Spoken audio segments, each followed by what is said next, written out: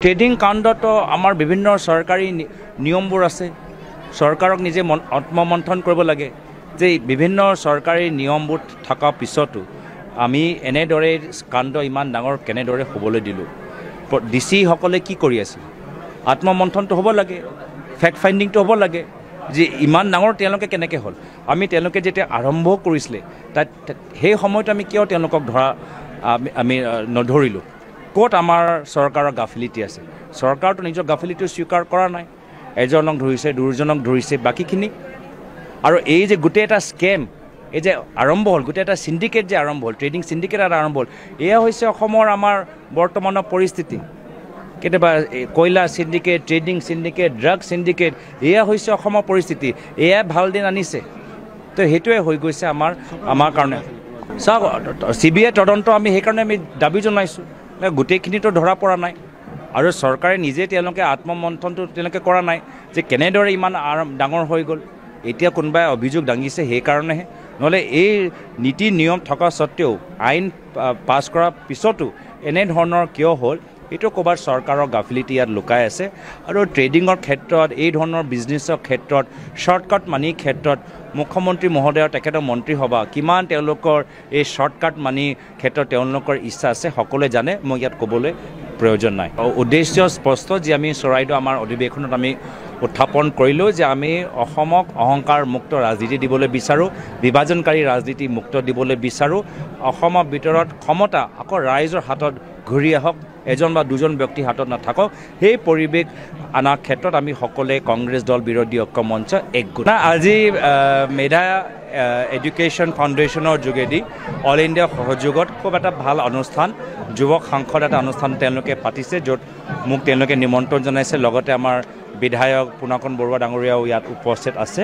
আৰু আমাৰ নৱপ্ৰজন্মৰ বাবে এটা ভাল দৃশ্য, য'ত তেওঁলোকে শাসক পক্ষ আৰু বিৰোধী পক্ষৰ প্ৰতিনিধিসকলক একে মঞ্চত ভাৰতীয় পৰম্পৰাত যুৱকসকলৰ ভূমিকা কি, ৰাজনৈতিক জগতত যুৱকসকলৰ আস্থা কি, আৰু আমাৰ নিজৰ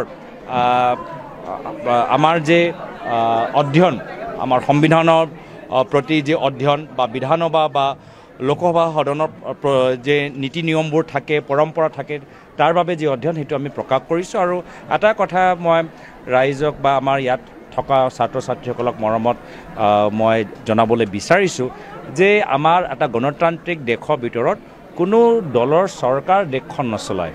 যদি বাস্তৱভাৱে দেশখন চলায় সেয়া হৈছে আমাৰ সংবিধান, আৰু সংবিধানৰ ভিতৰত চৰকাৰ মাত্ৰ এটা অংগই। যদি চৰকাৰৰ পক্ষত থকা ব্যক্তিসকলে ভাবে যে তেওঁলোকেহে গোটেই দেশ, তেতিয়া সেইটো আমাৰ সংবিধানৰ বিৰুদ্ধে, আমাৰ ভাৰতীয় পৰম্পৰাৰ বিৰুদ্ধে। চৰকাৰ মাত্ৰ এটা অংগ, আমাৰ সদন বা আমাৰ সংসদীয় পৰম্পৰা বা বিধানসভা পৰম্পৰা সেইটো এটা দ্বিতীয় অংগ। আৰু তৃতীয় আমাৰ স্তম্ভ হৈছে জুডিচিয়াৰী, আমাৰ ন্যায়পালিকা, উচ্চতম আমাৰ ন্যায়পালিকা আৰু আমাৰ হাইকোৰ্টবোৰ। আৰু চতুৰ্থ স্তম্ভ হৈছে আমাৰ সাংবাদিক জগত। এই যেতিয়া প্ৰত্যেক স্তম্ভ যেতিয়া সন্মান সহকাৰে শক্তিশালী হৈ থাকিব, তেতিয়া আমাৰ দেশখন আগবাঢ়ি যাব। কিন্তু আমি বিভিন্ন সময়ত দেখা পাওঁ যে চৰকাৰে গোটেই তেওঁলোকে দায়িত্বটো বা গোটেই ক্ষমতা তেওঁলোকে ল'বলৈ বিচাৰে। সেই যে আমাৰ পৰম্পৰা বিৰুদ্ধে আৰু সংবিধানৰ বিৰুদ্ধে, সংবিধানতকৈ ডাঙৰ চৰকাৰ হ'ব নোৱাৰে, ৰাইজতকৈ বেছি শক্তিশালী চৰকাৰ হ'ব নোৱাৰে।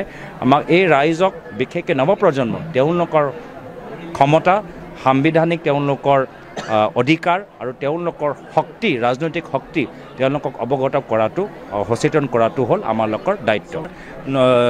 আমাৰ শিক্ষা নীতিৰ ক্ষেত্ৰত আৰু বহুত কৰিবলগীয়া আছে। বৰ্তমানৰ নতুন শিক্ষা নীতিত মাত্ৰ ভাৰতৰ ইতিহাস বা ভাৰতৰ পৰম্পৰালৈকে সীমিত। কিন্তু আজি আধুনিক ভাৰত, আমি নিজৰ সংবিধানৰ মৰ্মে আমি আগবাঢ়ি গৈছোঁ। সংবিধানৰ আৰ্টিকলবোৰ কি, সংবিধানৰ ভিতৰত প্ৰিএম্বল কি, সংবিধানৰ ভিতৰত আমাৰ বিভিন্ন জনজাতি বা বিভিন্ন পিছপৰা, বিভিন্ন ধৰ্মীয় সংখ্যালঘু প্ৰতি আমালোকৰ কৰ্তব্য কি, যি সংবিধানত উল্লেখিত আছে। আমি সেইখিনিও কথা ৰাইজৰ মাজত লৈ যোৱাটো বহুত গুৰুত্বপূৰ্ণ।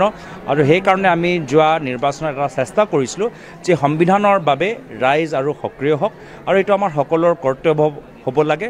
মাত্ৰ চৰকাৰ নহয়, আমাৰ সকলোৰ কৰ্তব্য হ'ব লাগে যে সংবিধানৰ প্ৰতি, পলিটিকেল চায়েন্স মাত্ৰ এটা ছাবজেক্ট নহয়, এইটো আমাৰ গোটেই আমাৰ জীৱনৰ, আমাৰ দেশৰ নেতৃত্ব কৰা এটা গুৰুত্বপূৰ্ণ বিষয়। সেইটো মই ৰাইজৰ মাজত লৈ যাব